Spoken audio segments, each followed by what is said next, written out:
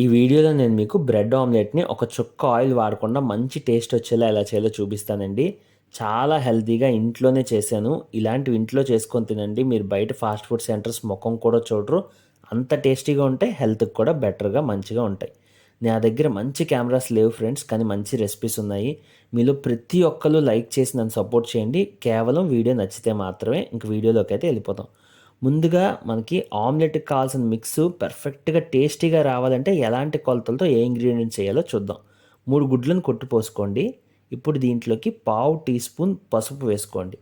అలాగే అర tea spoon కారం వేసుకోండి. టీ స్పూన్ అండి, టేబుల్ స్పూన్ కాదు. అర టీ స్పూన్ గరం మసాలా, ఇంకా పావు టీ స్పూన్ నల్ల మిరియాల పొడి, బ్లాక్ పెప్పర్ పౌడర్, ఒక ఉల్లిపాయని వీడియోలో చూపిస్తున్నట్టు చిన్న ముక్కలు కట్ చేసి వేసుకోండి. 2 పండు మిరపకాయలు వేసుకోండి. పండు మిరపకాయలు లేకపోతే పచ్చి మిరపకాయలు వేసినా పర్వాలేదు. అలాగే కొత్తిమీర, దాంతోపాటు ఒక అర టీ స్పూన్ దాకా ఉప్పు వేసి ఎక్కడ ఈ స్పైసెస్ ఉండలు చుట్టేయకుండా జాగ్రత్తగా ఒక 2 నిమిషాల పాటు కలుపుకోండి.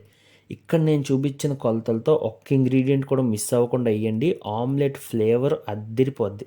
అలాగే ఇక్కడ మనం కలిపిన మిక్స్ ఏదైతే ఉందో ఇది 2 ఫుల్లుగా నిండుగా ఉన్న బ్రెడ్ ఆమ్లెట్లకి పర్ఫెక్ట్‌గా సరిపోతుందనమాట. ఇప్పుడు రెండో స్టెప్‌లో మనం ఒక పెనం తీసుకొని లో ఫ్లేమ్‌లో పెట్టుకొని ఒక అర టీ స్పూను బటర్ వేసుకొని ఇలా శుభ్రంగా కలుపుకోండి వీడియోలో చూపించినట్టు. పెనం మొత్తం ఆ బటర్ పట్టాలనమాట.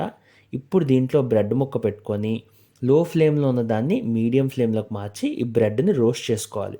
బ్రెడ్‌ని రోస్ట్ చేయడం అన్నది చాలా ఇంపార్టెంట్ అనమాట. రోస్ట్ చేస్తేనే మనకి మధ్యలో క్రిస్పీగా అద్దిరిపోయేలా తగులుతుంది. అది కూడా బటర్‌లో రోస్ట్ చేసుకోండి. మీరిక్కడ నాబ్ నాది ఉంది కదా! అది హై ఫ్లేమ్‌లో ఉన్నట్టు కనిపిస్తుంది మీకు. నా స్టవ్ ఏంటంటే హై ఫ్లేమ్‌లో పెడితే మీడియం, మీడియం ఫ్లేమ్‌లో పెడితే లో వస్తుందండి. సో, అది చూడకండి. నేను చెప్పిందే ఫాలో అవ్వండి. ఇప్పుడైతే రోస్ట్ చేసేసాం కదా! ఇప్పుడు వీటిని పక్కన పెట్టి ఫైనల్ స్టెప్ ఇంపార్టెంట్ స్టెప్ జాగ్రత్తగా వినండి. ఇక్కడ ఒక టిప్ చెప్తాను. ఆమ్లెట్‌కి 2 ఆమ్లెట్‌లకి సరిపోతాయన్నాను కదా! ఫస్ట్ సగం వేసుకొని ఒక ఆమ్లెట్‌ని లో ఫ్లేమ్‌లో వేసుకోవాలి.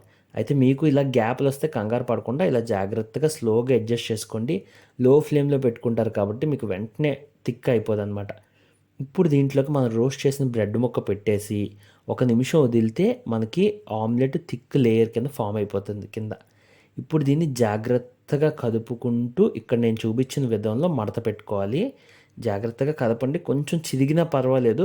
మనకి మడత పెట్టేస్తాం కాబట్టి ఏం ప్రాబ్లమ్ లేదు. ప్లస్ ఇంట్లో తినడానికే కదా! సో, కొంచెం షేప్ అటు ఇటు వచ్చినా ఏమవ్వదు. ఇప్పుడు వినండి అయిపోయినట్టు కాదు. ఇప్పుడు మనం ఏం చేయాలంటే వెన్న ఏసాం కదా ఇందాక.